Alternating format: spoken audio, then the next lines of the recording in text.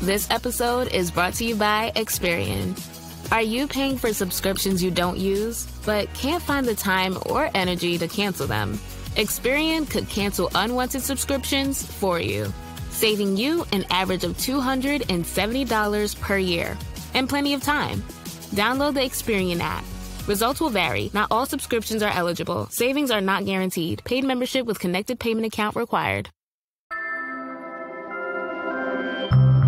Hello, and welcome back to Peak Northwest, an outdoors and travel podcast by the Oregonian and Oregon Live, dedicated to the adventure and exploration of our beautiful Pacific Northwest. On this podcast, we take you to some of the most beautiful and interesting destinations in our region, discussing where to go, what to do, and places to see. I'm your host, Vicki Connor, and today we are taking you on a wine tour, exploring some of the most unique and unexpected places to go wine tasting. And since I have little to pretty much zero wine knowledge, joining me on the podcast is engagement editor Julie Evensen and video editor Teresa Mahoney, who have been exploring these spots. Julie, Teresa, welcome on the pod. Thank you for having us. Yeah, happy to be here. So obviously here in the Willamette Valley, we have some really great wine spots. How did you think of this project, Julie, and how did you kind of approach it? So it's funny, we were kind of talking about this earlier this week when we were on one of these assignments. I kept running into places or companies that offered experiences that were just like a little bit different, just sort of in my personal life. My dad belongs to a wine club, and he had taken me with him to an event. And it's really funny. When I was a kid, he drank like Budweiser and Franzia, and now he's like an Oregon Pinot Noir expert. And I had gone to an event with him, and the owners of the winery were talking about this wine tour that you can do on horseback. And I had never heard of anything like that before. And so that kind of piqued my interest. And then I started seeing things like that around town and noticing them because I'd noticed the first one, and came up with the idea of doing a roundup of these kind of unexpected ways to interact with local wine. So cool. Oh, I can't wait to get into this. What I love about it is I enjoy drinking wine, but I don't know much about it. And it's not always like the first thing I think of doing on the weekend or whatever. But when you add the element of some secondary activity, like we'll talk about tarot readings and champagne sabering, and Julie mentioned horseback riding and all the other things, that then kind of up levels it a little bit to make it something for everybody. Well, where should we get started? We have a long list of places in the area. What should we start with first? So the first place that we went once we actually started doing this project is in North Portland on North Mississippi. It's called STEM Wine Bar. It's a woman-owned business. And what attracted us there initially was they offer a tarot reading along with the purchase of a wine flight. And you have to pay a little extra fee for your tarot reading, but they do these really inventive and interesting wine flights. When we went, we did their rainbow flight, which I believe is 7 wines, but it's all the colors of the rainbow. So it's pink wine and orange wine and white wine and, different shades of red up to the really dark purple wines. And it's a celebration of LGBTQ in the wine. They had some wines that were made by local winemakers who were part of that community. So that was really fun. And then we did the tarot reading on top of that. And Julie did the tarot reading. How did that go? I've never done anything like that before. I'm a little bit of a skeptic. But it was really interesting. I appreciated, so there are 2 owners. They're married. And one of the owners is a PhD in mathematics who's also a pilot who also reads tarot. So these guys were really fascinating. They were really fun to talk to. They were really interesting. And her approach to tarot was very scientific, like you might expect with her background. And she talked about the tarot card reading kind of being a way, like a tool to get people to talk about things in their lives. And I thought that was really interesting. And, you know, she does the traditional tarot reading with the, you know, the original cards, and she's trained and, you know, apprenticed to somebody, however you get approved to be like an official tarot reader. But yeah, I'd never done that before. I didn't really know what to expect. But it was interesting. She was right. It brought up stuff that I had been thinking about, and doing that with like a nice glass of wine was a lot of fun. Yeah, I was about to ask if they had like hired someone separately who's there every day for tarot readings or what, but the owner is just a multifaceted human, I guess. Yes. And if you want to do it, you have to make an appointment in advance. So, you know, they're open to the public all the time. And you can go in and, you know, have a glass of wine or do one of their wine flights, you know, have a bite to eat pretty much any day. But if you want that extra experience of the tarot card reading, you have to make a reservation with her, because obviously she's a busy person. But yeah, we had made some time to do that. And then while we were there, we were talking to them about what else they offer. And they also offer champagne sabering classes. And they asked us if we'd like to see a demonstration, which of course we said yes, without realizing that the demonstration would involve one of us learning how to do it. Which was who? And well, I'd already done the tarot reading, so it was Teresa's turn to... I know. I was like, Julie, you got this. I'll just film it. And Julie's like, no, I already did this other fun thing. You should do the other fun thing. So I sabered the champagne. Again, another thing this one co-owner also knows about how to do, just like a woman of many, many skills.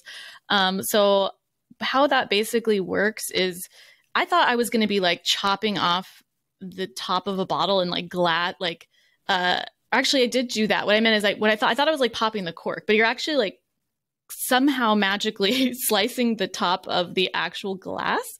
But you do that with the saber, and I'll try to describe this for listeners. I'm like trying to show it right now, but basically you have the bottle in, you know, if you're right-handed, the saber's in your right hand, the bottle's in your left, and you're holding it with the bottle pointing kind of away from you. And you slide the saber towards where the cork would be. And, you know, on the sort of the lip or dip of the edge of the wine bottle where the cork goes, that's what you're kind of trying to like hit, basically, somewhat firmly, but not like too crazy hard. And the goal is to follow the seam in the actual glass, because that's the weakest point of the glass. And by doing that, something happens. I'm sure she could explain the like science behind or physics or whatever, you know, happens there. And it just pops off and makes this like perfect cut in the glass. I thought I was going to have like, you know, a broken glass in my hand, but it makes this like perfect slice. And then from there, you pour it into the champagne glasses and celebrate your success by drinking the champagne. And Teresa got it on the first try. It was really impressive. We got it on video, which we will eventually share on our social media, but it was perfect. It looked beautiful. Well, thank you. They did say I did a good job. I thought they were kind of just like making me feel good, but apparently it is hard to get like that perfect slice. We didn't drink any glass, so I was grateful for that. I'm grateful for that too. Yeah. Wow. Okay. Anything else that this place offers? So we got the tarot readings and the sabering of the champagne. It sounds super cool. What is kind of like the inside or the vibe of this place? It's very pretty. It's very welcoming, and I just really liked the vibes of it. Teresa has a little bit more of an artistic eye than I do, and noticed the detail, the airplanes. Oh yeah, there was some airplane art on the walls, and I asked the owner like, what does this mean? And that's how we learned like, oh, she has this other skill of aerobatic like stunt piloting. I might be butchering what exactly she does, but doing like tricks in a plane basically. And so those are sort of part of the decor. And then if you've ever been to Mississippi, there's like a part of it that has this little like patio portion that almost looks like cobblestone streets, but not really, but cute like paved area. And it's one of those businesses in there. So it has this like, if I am to say, like a little bit of a European cafe vibe with the indoor and outdoor seating area. This is cool. I know exactly where you're talking about on Mississippi, but I have not like been into any of those shops along there. So I gotta go now. And mostly I really want to try the champagne sabering. Yeah. That's like my type of thing. Well, cool. Moving along here on our list, where should we go to next? The next place that we went to is in Northeast Portland. It's a wine bar called Pairings Portland. And what they are known for is that the owner and the wine tasting folks there say that they can pair wine to anything. So if you walk in off the street and you give them 3 adjectives, they can pour you 3 wines that they think match those adjectives and tell you why. So that was really intriguing. They also sometimes do, tarot readings and similar events, which was what caught my eye initially. But then after talking to them a little bit, I was like, I want to talk to you guys more about this adjective pairing and these themed wine pairings that you do. So talking to the owner, we decided to they'll do like 2 weeks at a time of these different themes. And it's often stuff from pop culture, but, they'll do books, they'll do moods. Teresa, he had told us about a private tasting that he had done for an over 50 women's group. Yes. And he used words, I think, related to like menopause and paired wines with it. They're like, I bet you can't do it. He's like, you give me adjectives and I can pair wine with just about anything. And another unique one he did that was kind of a private one was also at a wake. And there was a person who had passed away and they wanted to celebrate their life with wine and they gave adjectives. And so I thought that was just such a cool way to experience wine. He talked a lot about the concept of like, I think head-heart connection and where people are really familiar with words, but they may not be with wines. And so this is kind of an avenue to explore wine through a way, that might be meaningful. So we went during the 2 weeks where they were doing a Taylor Swift themed Taylor Swift lovers themed. Right. And they had done a couple of Taylor Swift, they'd done an Eras tour one, and he keeps a record of all of these and what the adjectives are and what wines they paired in a big binder, which we read through with him. It was really interesting. So they had done a couple of Taylor Swift ones previously, but this past July, the one that we went to was Taylor Swift's ex-lovers. And so there was a wine paired too. And it was really interesting. And, going in, I was like, I wonder if we can guess like what kind of wine Travis Kelce is going to be. And we were right. It was a sparkling rosé, which made me feel really smart. But it was really interesting. There were all of these different wines. And they do a lot of global wines. It's not just Northwest wines, but they have some.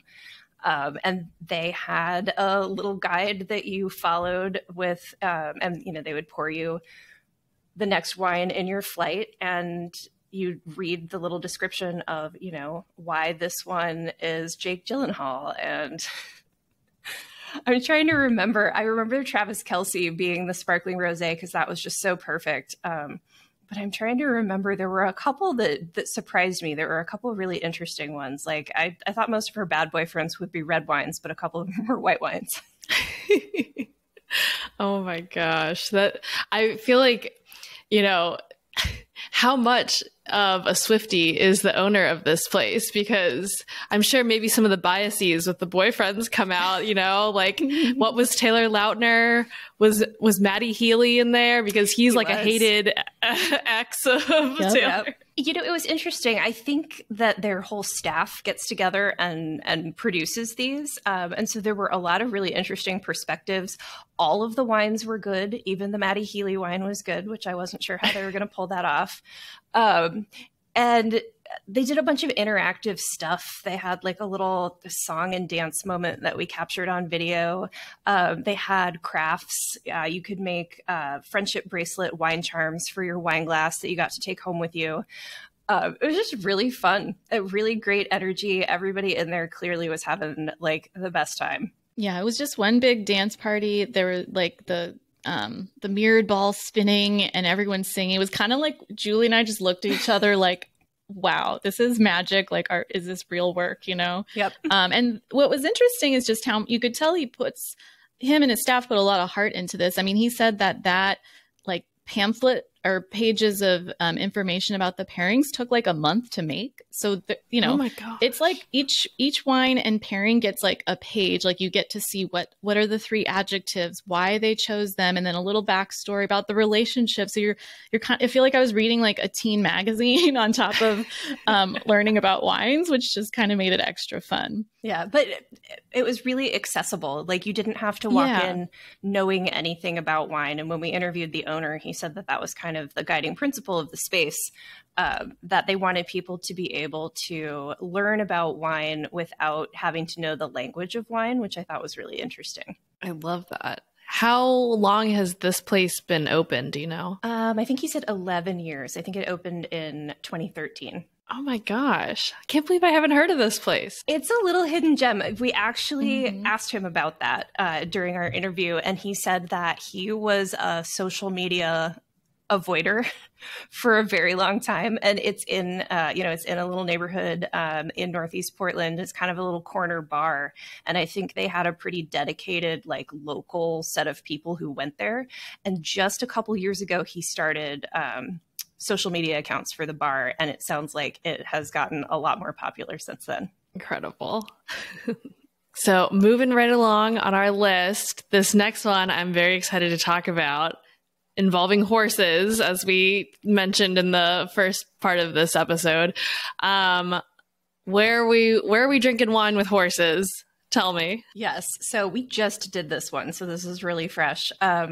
We spent the afternoon with a group called Equestrian Wine Tours. They're based out in Dayton, in the Dundee Hills. And essentially what they do, they focus on small groups. I think they said 6 people or less is what they tend to prefer. And you do an all-day horse ride through the vineyards. You actually ride through the vines. And you go to 3 wineries generally. And you start the day with a horseback ride. You ride from one spot to a place where you have lunch. When we were following them, they went to Durant Vineyard, which is also where the Durant olive mill is. And that's the spot that they generally take people, and you have a lunch on the lawn and you have a glass of wine. You can explore the olive mill and buy their nice infused olive oils, and the horses have little saddlebags and you can take your stuff back with you. And then you ride to White Rose Vineyard, which is up the hill in that same area. If people know that part of the Dundee Hills, it's kind of where like Archery Summit and those like really well-known older Oregon wineries are.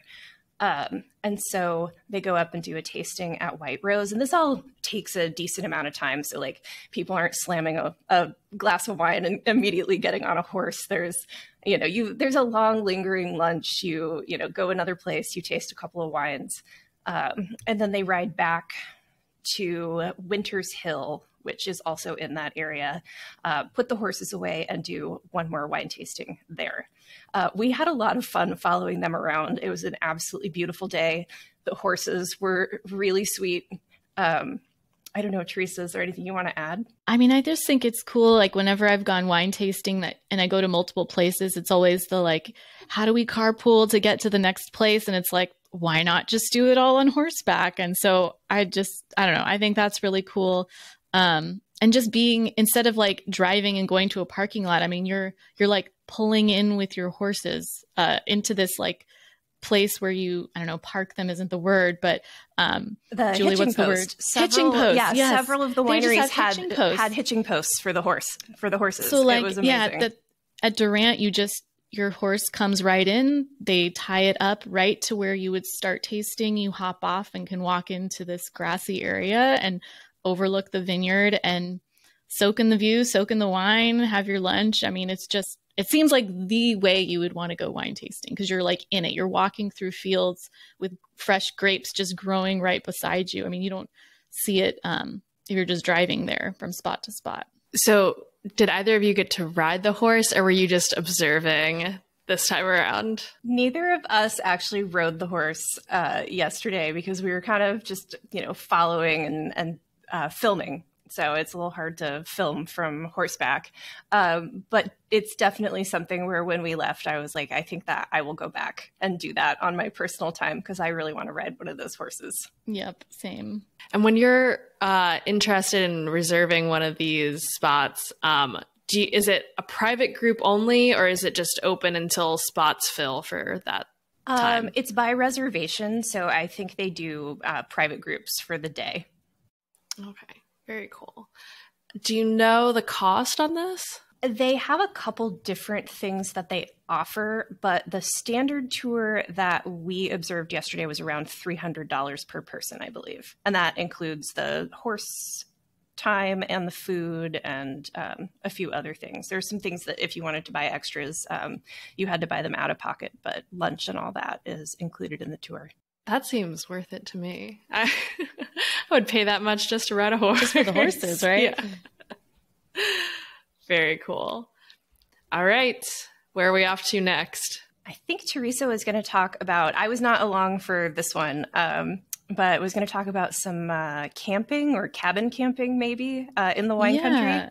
So one thing we wanted to add to this list, it was kind of a wine tasting by accident, wine tasting unique experience by accident. Last winter, I wanted to do like a really quick solo staycation kind of thing. And so I was like, I think Oregon State cabins aren't too busy in like December, whenever I went. And so I just booked one kind of on a whim. And my mom ended up joining me because she's like, you can't stay in the woods alone. I'm like, Mom, it's a state park cabin. I'm pretty sure I could have managed this. But anyway, it was fun to have her along. We made it kind of like a mother-daughter weekend. We went thrifting in Roseburg, which is like a 12-minute drive from Champoeg State Park. But so I rented this cabin in Champoeg State Park. They have, I think, like 6 cabin options, and of course the standard campsites and everything. But the thing that we noticed as we were pulling in from like the main road was like, oh, there's a winery right across the street. We should kind of add this to our itinerary of other things we want to do. We did some crafting. We did our own tarot reading in our cabin and everything. But yeah, we ended up going wine tasting right across the way. And I thought this is such a cool kind of like, I don't know. I love those trips where like everything is like you can pick your little points of what you want to do and they're all within like 10 minutes of each other. And you can almost have your like 48 hours fully planned and scheduled. And so we did the cabin, then we did the museum at Champoeg State Park that talks all about Oregon's history. That was that spot is a really prominent area marking like the beginning of Oregon's history. So really interesting to check out. But then we were like, let's add the winery to the mix, which I think was only like a 2-minute car ride. And I was thinking if you wanted to, you could walk if you were kind of down for a more like, couple mile walk. But Julie and I had talked about potentially doing like a future video on this where we could kind of show people how you could ride your bike from the campsite all the way up to the winery, which is so close. And this winery is, it's on a 1,500-acre family farm that has a long history of women owners, thus the name Lady Hill Winery. They have live music for everything from like opera to jazz. And I don't know, I just wanted to add this one to the list because it was kind of a surprise that we ended up even doing it. But it seemed to be a nice merge of like, you get your outdoor adventure, you can do it in wintertime, and it's like less than an hour away from Portland. Oh my gosh. So not necessarily built into the wine spot exactly, but it's something that like with enough pre-planning, you can have this really cool adventure and include the wine spot. Absolutely. Amazing. Any favorites while you were there? Wines, you mean? Yes. Favorite wines? I'm less of a wine person than Julie is. I think my mom is more of a wine person. She really enjoyed one of their reds. So I actually remembered to include this place on the podcast because I was opening my cabinet and I'm like, oh, Lady Hill, I need to drink this bottle of wine soon.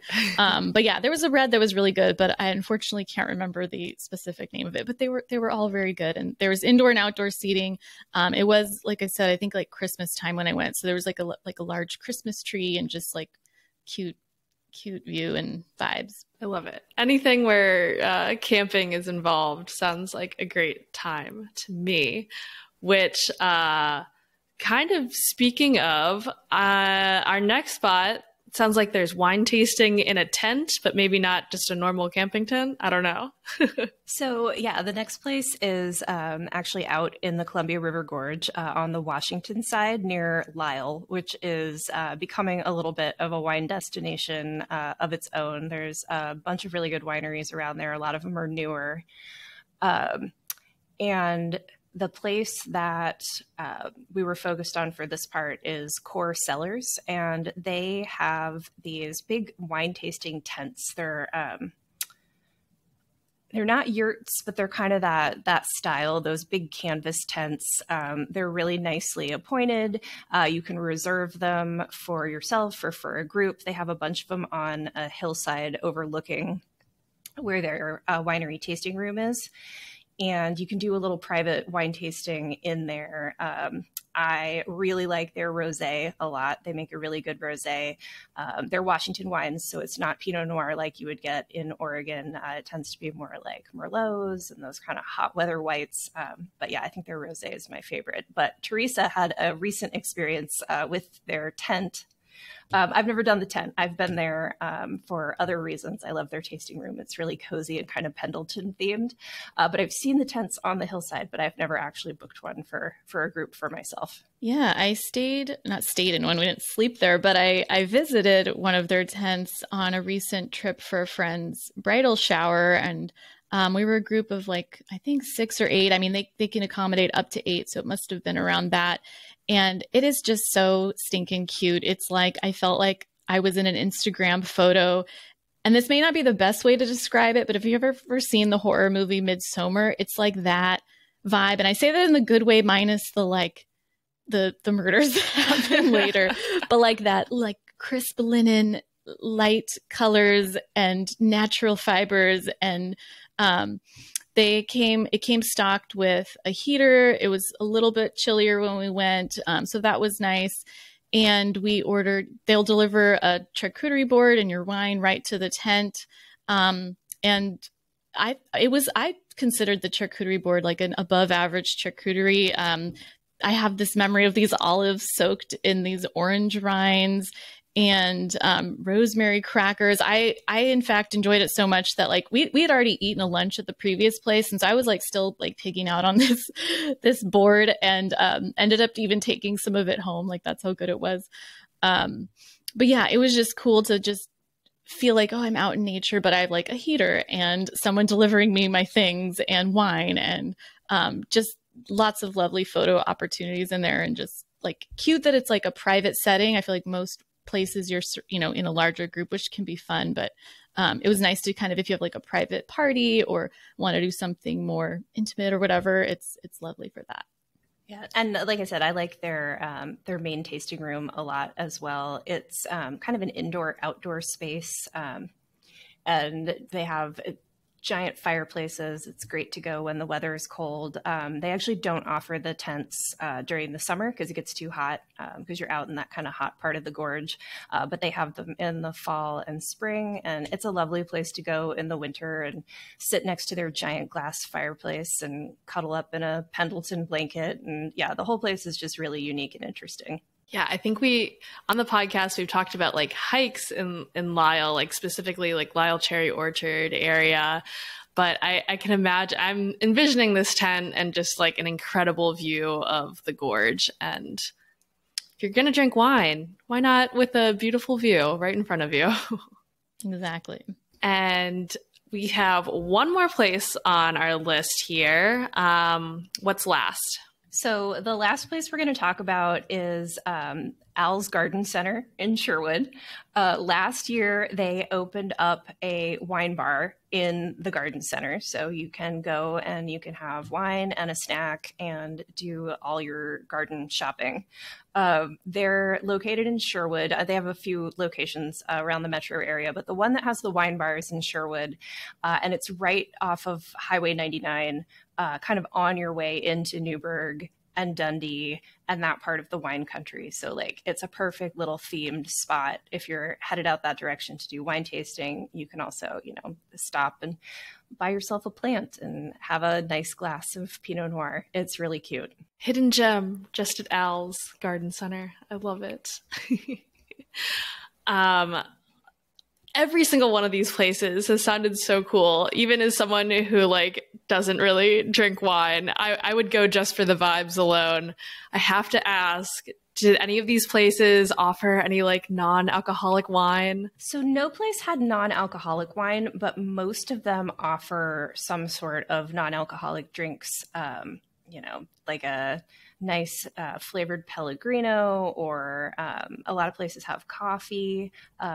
Durant and the Olive Mill specifically, they have a kitchen where you can get food. They have, nice Italian mineral water. They have a full espresso bar in the little gift shop that's next to the Olive Mill. So you can get a baguette and, taste olive oil and get a latte made. A couple places had nice lemonades. So even if you're not somebody who's there for the wine, I've been to a few of these places with my mom, and she doesn't drink, and we always have a really good time anyway, because we get her a really nice coffee or, fresh local lemonade, and we get snacks, and I have a glass of wine, and everybody has a really good time.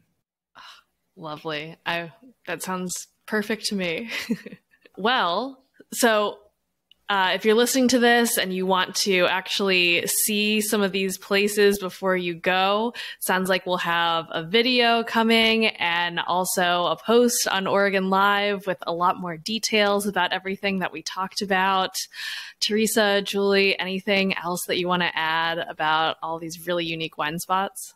Just that there are probably more out there. And if anybody listening knows of any that they think we should check out, you should drop us an email or, drop a comment. And we had so much fun doing this. We want to go find more. We're ready places. for part 2 if we can find enough places. So there's no stopping us. Well, I think that will do it for us today. Until next time, you can watch our videos on the Oregonian's YouTube channel and view all of our travel and outdoors coverage on OregonLive.com/travel, as well as HereIsOregon.com. Please leave us a rating or review if you enjoyed the show. And if you want to support this podcast as well as our local journalism, please consider a subscription to Oregon Live. You can find details at OregonLive.com/pod support. Also, if you're a fan of the show and you're interested in potentially sponsoring it, you can get in touch with our marketing people at advertise@Oregonian.com. This episode of the show was produced by me, Vicki Connor, alongside Julie Evensen, Teresa Mahoney, and Dave Killen. Stay safe and happy travels, everyone. Until next time, we leave you with this 10 seconds of Zen.